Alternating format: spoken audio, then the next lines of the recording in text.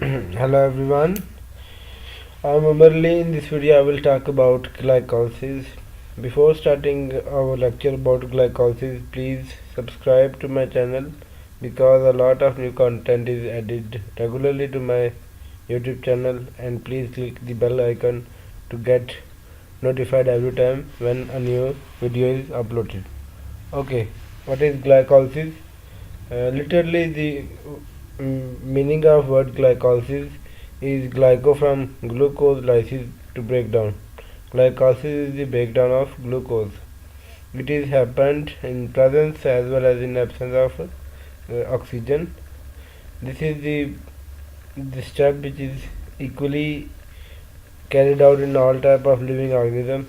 In glycolysis, one glucose molecule is used to produce two pyruvate. Whether in the absence of oxygen, the pyruvate molecule is converted into lactic acid, but in the presence of oxygen, the pyruvate is further metabolized by the TCA cycle and electron transport chain. Okay, so let's start discussing the steps of glycolysis. The first step of glycolysis is the phosphorylation of glucose. The glucose molecule is phosphorylated into glucose 6 phosphate. In this step, energy is utilized in the form of ATP, and enzyme for this is hexokinase, or we can say that glucokinase. Okay, in the first step, glucose 6 phosphate is produced. It is then converted into its isomeric form, fructose 6 phosphate, by the help of enzyme phosphoglucose isomerase. Again, the third step is the phosphorylation of fructose 6 phosphate. Energy is utilized, ATP is converted into ADP, and the enzyme for this is phosphofructokinase 1. After the formation of fructose 1,6 bisphosphate, the enzyme, the fourth step is the conversion of fructose 1,6 bisphosphate into two molecule DHAP, dihydroxyacetone phosphate, and glyceraldehyde 3 phosphate. Okay, the enzyme for this is aldolase, and the dihydroxyacetone phosphate is then converted into its isomeric form G3PR, glyceraldehyde 3 phosphate, by the triose phosphate isomerase. Okay, now each and every step we will discuss. After that two molecule will be produced. After that, glyceraldehyde 3 phosphate is converted into 1,3 bisphosphoglycerate.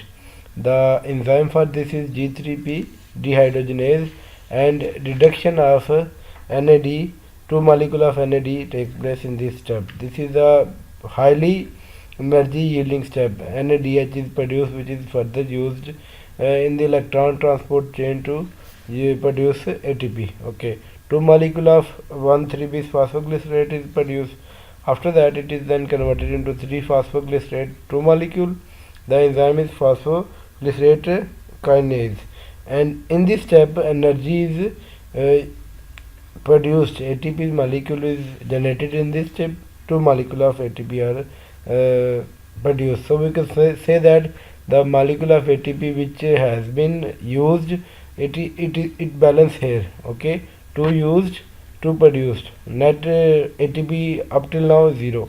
Okay, after the production of two molecule of 3 phosphoglycerate, it is then converted into 2 phosphoglycerate.